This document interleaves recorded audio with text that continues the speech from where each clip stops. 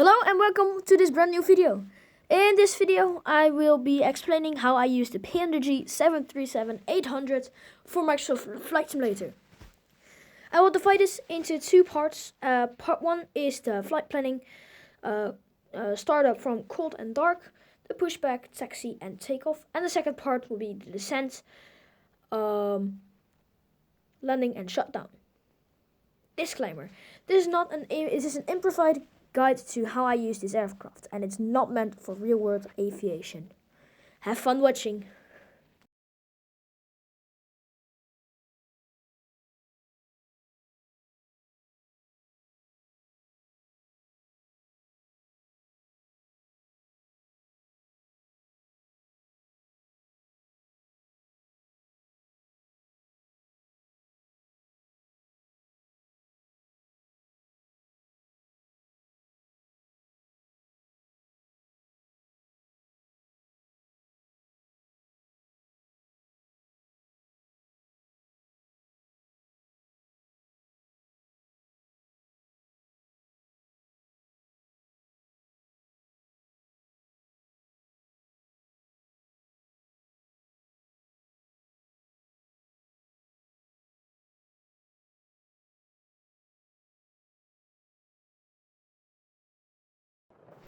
When you first load into the cockpit, you want to get some power into your aircraft.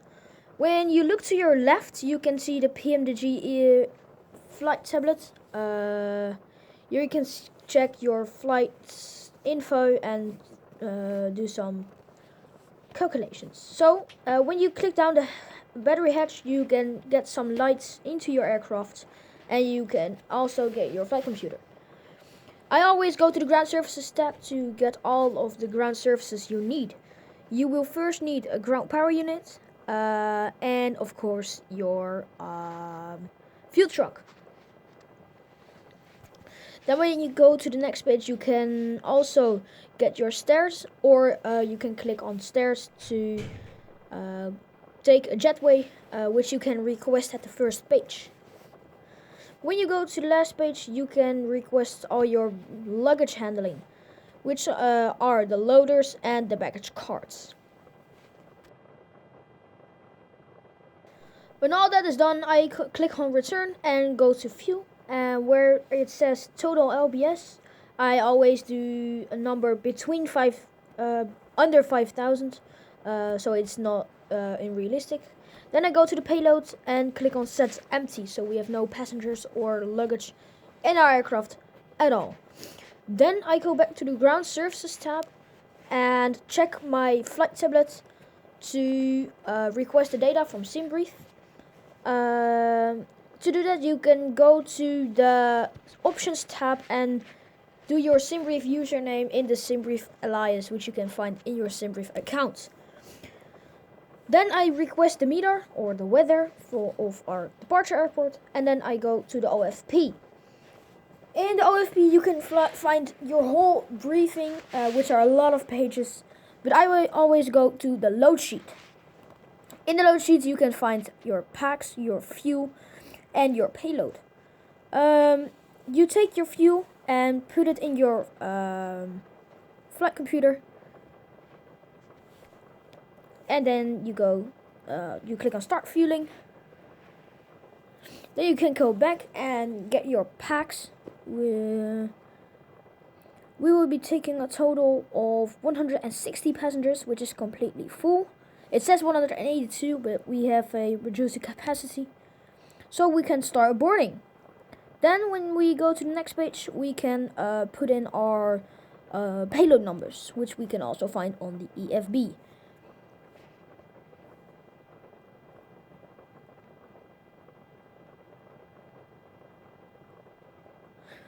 I always I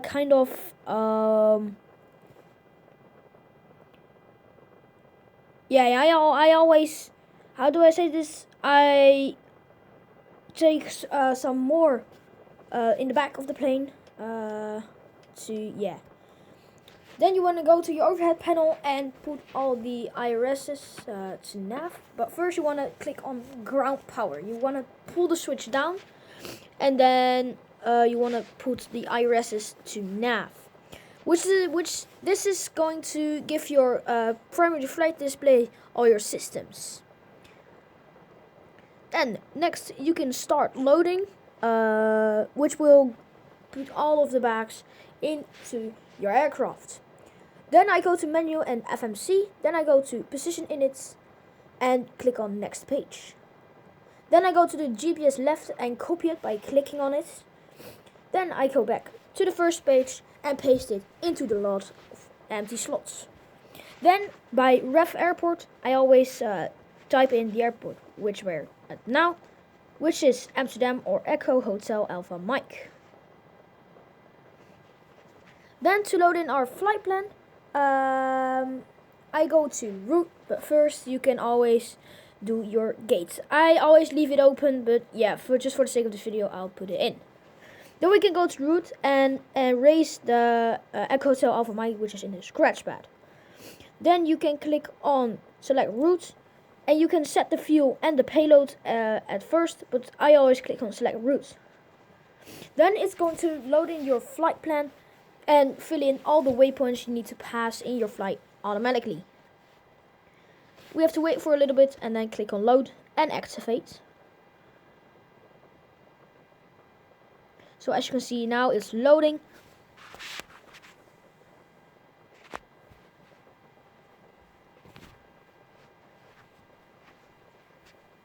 When it's done, we just need to click on activate and execute.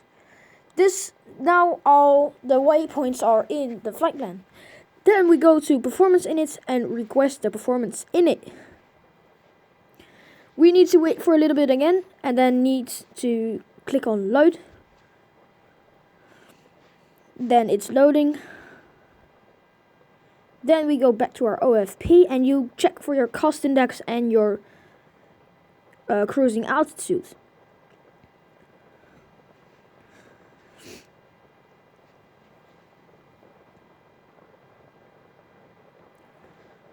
Now once it's done, we can click on execute and check if the cruising altitude and the cost index is right.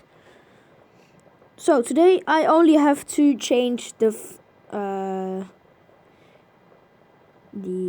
cruising altitude, which is in your sim brief.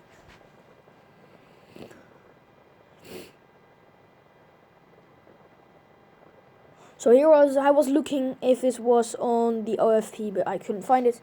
And then I looked at my sim brief and realized our cruising altitude was flight level 130 or 13,000 feet. Then I click on it and click on execute. Then I go to N1 limits and takeoff to verify the takeoff speeds. We can verify our takeoff speeds by going into the EFB and selecting performance calculator. We then need to fill in our runway, which we'll be taking off from, which is 18 left in this case. Then we import our load sheet from the aircraft or from the OFB. It's both good. And then we import the weather. Then when it says V1, V2 and V rotate, you take the numbers and put them into their correct slots in your flight computer.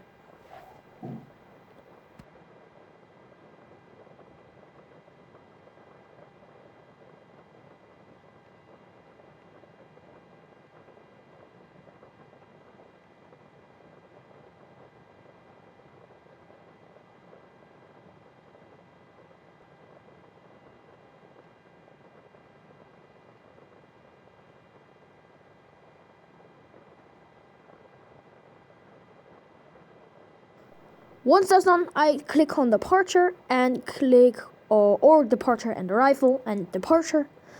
And then I click on the runway we'll be taking off from and look for the SID, which means standard instrument departure, and click on it and click execute. You can find your SID in your sim brief route.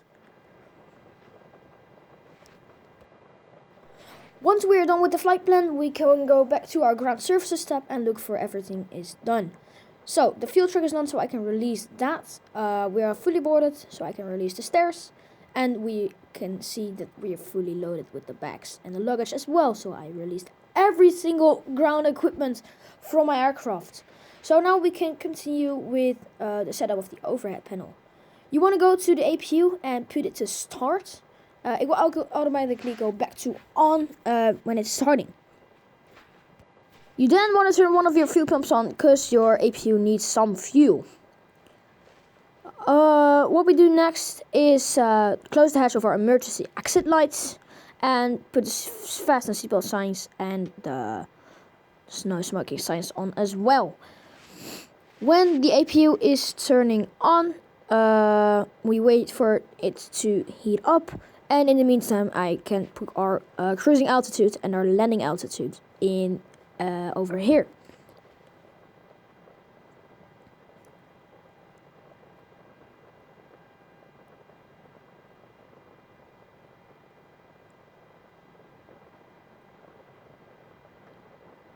You can put the yaw damper on as well in the meantime. So once the APU is done, a little blue light will light up over here, and you just gotta put the generators down so we can get some fuel. Then I put the engine bleeds off and the APU bleed on, and get the packs to auto, which will get some air conditioning in the aircraft. I also got some lights into the overhead panel, which I forgot. So, now you want to turn your hydraulic pumps on, otherwise we can't steer, and put all 4 window heats on.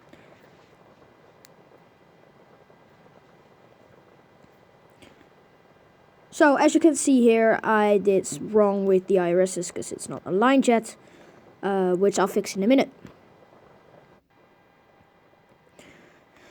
The IRS is now fixed, which means we are ready for pushback. We just gotta set the baro to the right pressure, which you can find in your meter. Then I turn on the flight directors and set the right altitude in the MCP or the autopilot panel.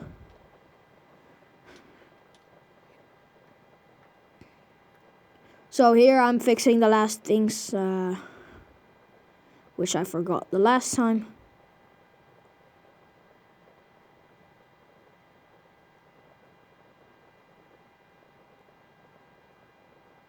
So now we can set the TCAS to TARA and click on test. You can see it does a little test on your primary flight display, and then when it's done you can hear TCAS test passed.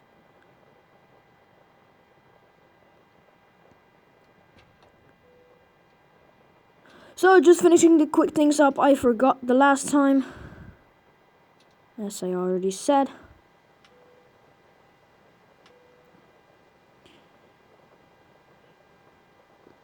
So we are ready for pushback. So we can remove our chocks and go to pushback. Then you want to select the chock, which there's only one at this time, and then you want to select your pushback style. I'm going for a standard L, which means one with turn, and we want our nose to the right. So I will also select that in the pushback tab. You can do so right here. And then we click on start. Then we want to turn on our position lights. So which is a red light on the top of the plane, so people know we can start moving. And we start the rest of our fuel pumps.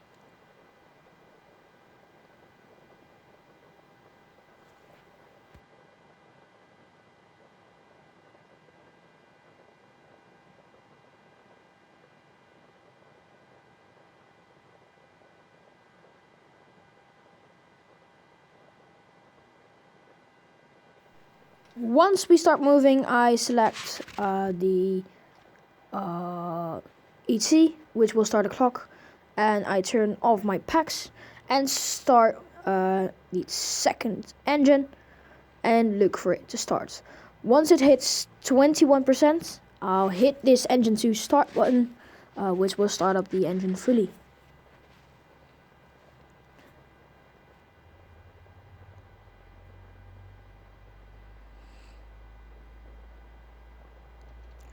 So now I set the right altitude in my full autopilot panel and turn on LNAV and VNAV, which will help us stay on the right track. Yeah, don't mind the AI traffic here, I forgot to turn it off for the video.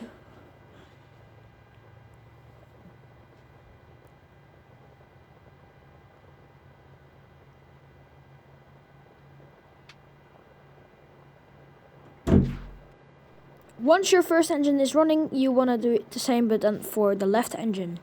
Yeah. Traffic's doing a little weird.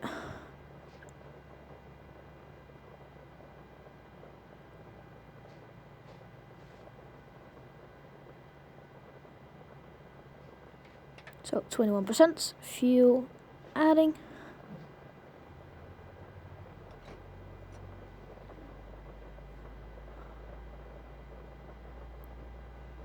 Then you want to go to systems over here and check your flight controls if everything is free. You start with your spoilers, then you do your elevator and move on to your aileron after that, and you always finish up with your rudder. You can see on the little tab if everything's working or not. Then once it's done, I always set my flaps. I always just use 10%, 10 degrees of flaps. Then I put my thing back to engine and set the auto brake to RTO. Then once everything is done, I turn on my wing lights and my logo lights, and then set the engine the generator to engine and turn off the APU and the APU bleed. I also turn on my engine bleeds and turn my packs back onto auto, and then turn on the probe heats.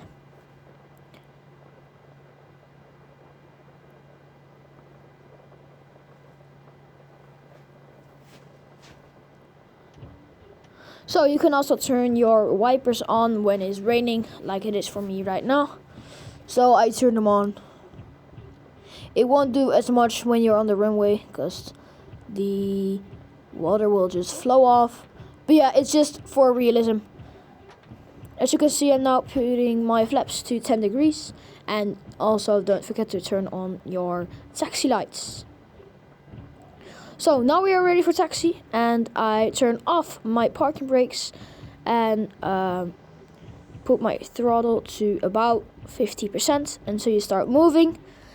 And once you're moving, you can put it back to idle because you will just keep rolling.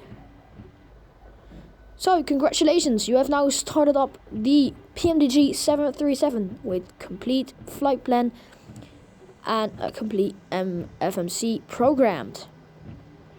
You can now start taxiing to your runway, and once you arrive, you can hold short and turn on your runway turn off lights, turn off your taxi lights, and turn on your landing lights.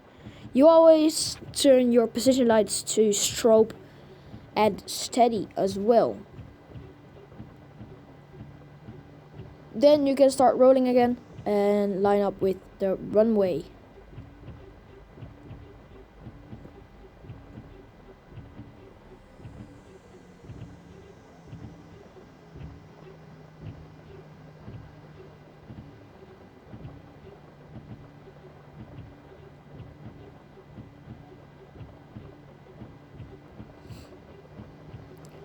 So once you line up, you don't want to waste your time and put your throttle to 50%, and then click the little screw where it says toga, and then your engines will automatically spool up to 100%.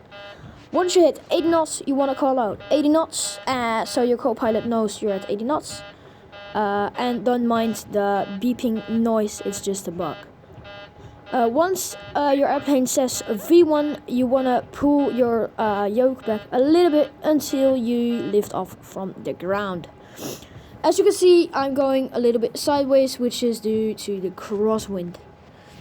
So you can now see a cross has appeared on your primary flight display. You want to keep it like a cross, so when the line goes up, you go up, and if it goes left or right, you go that way.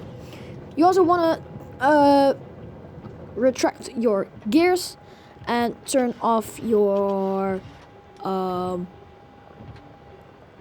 auto brakes and your spoilers as well. Once you hit a good speed, you can retract your flaps, but don't be greedy with this, otherwise you will stall and fall out of the air. So once you're in the air, you can turn on your autopilot or fly yourself. Both of the ways are good. I always have a button on my steering wheel or on my yoke to turn on the autopilot myself. But when you don't have that, there's always a button which says Command A or Command B. If you're at the left side, you always turn on Command A, and if you're on the right side, you turn on Command B, which will automatically turn on your autopilot. So now we're in the air, we can start chilling, but not the entire time. Once you hit 10,000 feet, you wanna turn off your landing lights, runway turn-off lights, and your seatbelt signs as well. As you can see here, I'm doing a little cleanup. Retract flaps, retract your spoilers, and set your TCAS mode to TARA.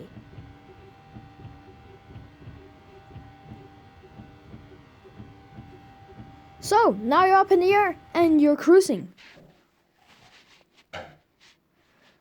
Thanks for watching to this video. The next video will be up in about I don't know, in a week or something.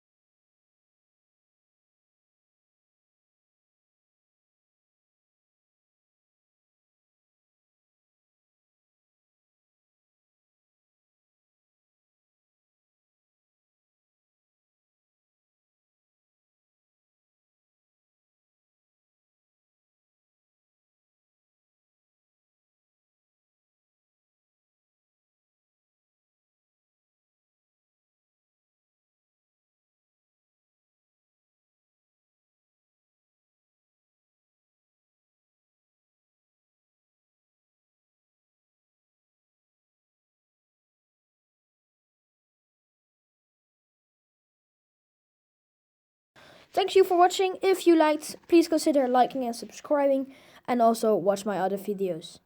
Thank you for watching, and see you in the next upload.